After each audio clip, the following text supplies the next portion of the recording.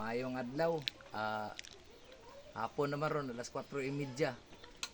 Ako apong gidilikitan akong panday, kaya nagluto po dahil sa saging.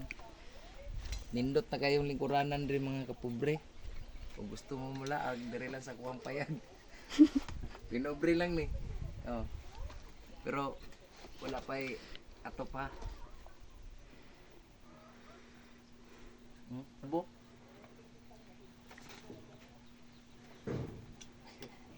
Napoy ganamos.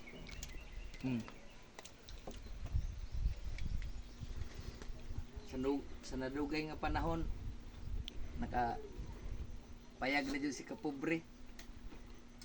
Kung panday oh.